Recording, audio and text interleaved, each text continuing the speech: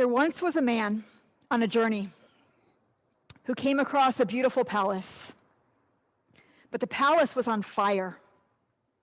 He looked around trying to find help to put out the blaze. He wondered, surely there must be someone who owns this palace, someone who cares for it. This, the rabbis teach in the Midrash, was our ancestor Abraham. And the palace on fire, the Birah Doleket, was the world itself.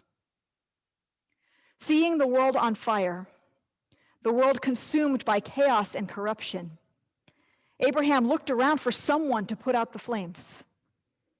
He asked, surely there must be someone in charge of this burning world. Surely there must be someone who cares for it. And that's when he heard God's voice calling to him. I am the caretaker of this palace. I am the sovereign of this universe. Lech lecha, go forth from your land. You will start a great nation, and I will be your God. Fire. My family and friends in the West send pictures of the orange sky. Say that it's dark in the middle of the day. Some have fled for their lives. Some have lost their homes. Some have gone looking to set up a tent somewhere where they can breathe. Chaos. Crazy conspiracy theories traverse the land. A call to arms. Roving bands of white supremacists enacting deadly violence. Federal forces at war with protesters on city streets. Corruption. A leader abuses the public weal to enrich his family, wantonly inflicts cruelty to score points, prevents scientists from protecting people from a pandemic, admires notorious despots, interferes with the election, refuses to leave if he loses, and thousands of elected and unelected officials protect and defend him. We are living in a Birah Doleket, a palace on fire. Surely there must be someone in charge of this burning world, we might pray. Surely there must be someone who can put out the fire. When the world feels out of control, dangerous, frightening, when our lives feel fragile, we long for the idea that someone is in charge, with order and a plan, with a happy ending for us and our children. The idea of God as sovereign, King of the world, runs throughout the Hebrew Bible and Jewish prayer. From the Motzi to the second line of the Shema, you cannot live a day as an observant Jew of any kind without calling God King. Today, Rosh Hashanah is the coronation of the King. Soon we will say in Unatana Tokef, on this day your kingship is exalted, your throne is established in loving kindness, and you sit upon it in truth. You determine who will live and who will die, who will perish by fire and who by water. The first of the shofar services is called Malchuyot, kingship. May you rule in glory over all the earth. Then all who breathe shall say, Adonai, God of Israel is king, and his kingship is over all of his dominion. Avinu Malkeinu, we sing. Our Father, our King. Honestly, these words have been impediments for me all my life. Maybe that's true for you too. I do not believe that there is actually a king in the sky. I've chafed against Malchut, the idea that God is king. I've ignored Malchut. I've struggled to find my way to God despite Malchut. But this year, I get it. Assuming we're talking about a multi-gendered king, of course, I'm ready for this metaphor. And I think you might be too. Because this year I understand in my kishkis the deep collective yearning for good governance. A recognition that when power falls into the wrong hands, lives are at stake. An entire way of life is at stake. When our ancestors decided to reify the metaphor of Malchut, to make God king in every prayer, they knew what it was to live under men who gripped power and wielded it to harm. They modeled the God king as an alternative subversively rejecting arrogant human power. There's only one true king, they were saying to the pharaohs of their day, and it is not you. Of course, we know that God has no shape. God is not a man in the sky. Any metaphor and any words we use to describe the ineffable will distort and diminish. But given that words are what we have, and given that our minds need images constructed through language, the image of a leader dedicated to love and justice isn't such a bad one.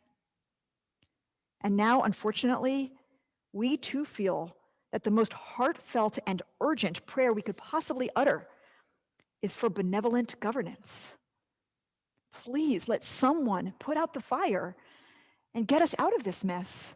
Please let there be justice. Please let there be mercy. In the ancient Near East, a king was also a judge and a shepherd.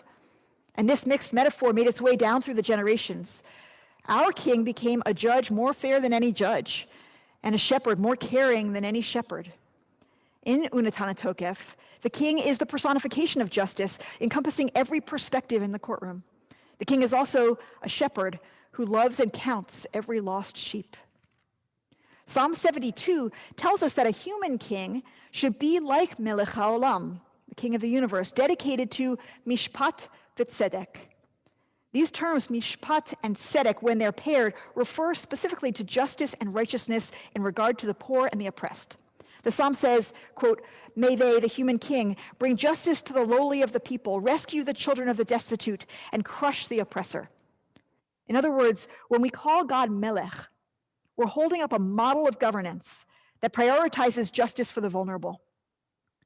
All these metaphors, the judge, the king, the shepherd, they come together in the most famous psalm of all, the 23rd. Adonai is my shepherd, I shall not want. You lead me on paths of justice. Your rod and your staff, they comfort me. This is what we mean today when we enthrone God as king. Relief from human rulers with their callousness, calumny, and chaos. For our ancestors who knew human kings like this all too well, there was no recourse, no election, no vote, often no escape. Prayer was all they had. We, on the other hand, have 6 weeks. In the next 6 weeks, we have a chance our ancestors did not have to use everything in our power, every ounce of will and effort to ensure, to protect a fair election. I can hear you saying to me, "But Rabbi, I am so tired. We've been living through 4 years of viciousness, confusion, anxiety. Add to that 6 months of pandemic with no company, no childcare, no end in sight. My heart hurts. My nerves are raw. I'm overwhelmed. And I'm lonely. It's the most I can do to fend off depression. I have nothing to give." And I say to you, I see you. If what you can do is get up in the morning and put on a mask and try to be kind, that is good enough. It's good enough because it has to be. And right now I tell you to forgive yourself and those you love because we are all only human. But if you are someone who has any energy, any time, any resources, there is no effort too great. There is no dollar too much. There is no hour too long to be worthy of our dedication right now. Justice Ruth Bader Ginsburg, Zichrona Livracha, said, "The greatest menace to freedom is an inert people." Remember, she wrote the fiery dissent in Shelby versus Holder, a seminal moment in the contemporary assault on voting rights. This is it. Freedom is on the line. Protection of this election is deserving of our most fervent prayer and our most strenuous exertion. Don't you dare think that this doesn't matter now because of the loss of Justice Ginsburg last night. It matters more than ever now. If we want to protect women's bodies and women's lives, it matters more than anything in our lifetimes. We have a burden that our ancestors did not have, the burden of democracy. Our leader was chosen, not by a majority of voters, but close. The fact that we are here, the fact that again it is likely to be close, is something that we must learn to understand.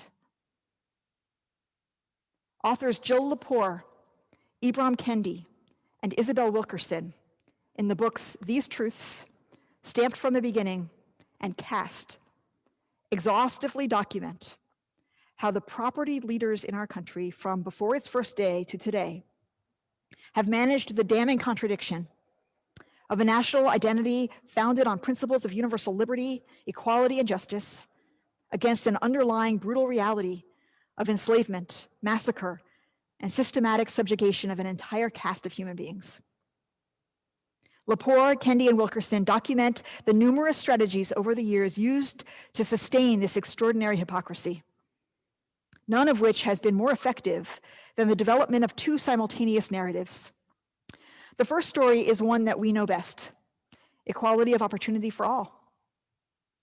The second is the story told originally to landless white indentured servants, then to white wage workers and farmers, which is that their safety, their status, and their future depend upon the subjugation of Black people, the massacre of Native people, and the removal of foreigners. We want the first story to be true about America. We want to be proud of our country, and there is so much to be proud of. In order to make the first story believable, we've participated in suspending disbelief. We've chosen to accentuate the evidence of progress, the examples of inclusion, the inspiring heroes battling for justice, and we've chosen to ignore or downplay the lock of white supremacy, the hold of caste. We've chosen to see its evidence as incidental and not definitional. We've chosen to believe that this country's original sins are not primary to this place we love, this place we call home. Our refusal to face our foundational underside has brought us right here. The people with the red hats and the people who are arming themselves right now are largely the descendants of European immigrants, those white landless indentured servants, those independent farmers, those wage workers. They are aggrieved, having absorbed the idea that their safety, status, identity, future depends upon the subjugation of Black people and the removal of foreigners. They're shaken by the changing colors of this country, and they're terrified at what it will mean for their place in it, for their identity, for their security, for their belonging. The problem with America at this moment is that there is no way forward without addressing the contradiction inherent to our founding. We can address it through civil war, or we can address it through truth and reconciliation. 3 years ago, my esteemed friend, Rabbi Sharon Brous, gave a sermon on reparations called "Our Country Was Built on a Stolen Beam, a Call for a National Reckoning." The title refers to a passage in the Talmud, Gittin 55a, in which the rabbis argue over this question: what ought we do if a house, maybe even a beautiful palace, is built on the foundation of a marish hagazul, a stolen beam? Rabbi Brous describes the rabbinic dispute like this: Shammai argues we must tear down the house to retrieve the beam and return it to its rightful owner. You can't build something beautiful on a lie. But Hillel has a different take. What sense does it make to demolish the palace? Let the thief pay for the beam, considering its full value as the foundation of a beautiful home. Given where we've come, given where we find ourselves, it does seem that we need to listen to Shammai, to take down and rebuild much of our palace, because in our case, it wasn't only one foundational beam. It wasn't just 244 years of trading human bodies and stealing their labor, it's been millions of stolen lives since then. From convict leasing to lynching to redlining to medical experiments and denial of healthcare to mass incarceration to police killings. If we don't want to take down the entire palace, because there are things we really like about this house, because we know there are good and reliable beams throughout it, because some of its foundation is stable and worthy, at very least we must perform a full inspection, a cheshbon hanefesh, an accounting of all of the stolen beams. And then we need to listen to Hillel and make reparation, actual reparation, for all of those sins, for all of that theft. That is a tall order, but it's not even enough. For a house divided against itself cannot stand, as Abraham Lincoln taught us. If my whiteness was just not blackness, if all that made me special was that I was better than black, and then black becomes beautiful and black becomes equal, well, then who am I? And if I've been working my whole life, waiting my turn for a place on an upper floor of this palace, with air and light and a view, and now the people in the basement beneath me are rising, will I lose my place? Will my children end up in the basement? Will they become the despised caste? Black people are not the only ones deserving of change in this country. Poor and working white people are too.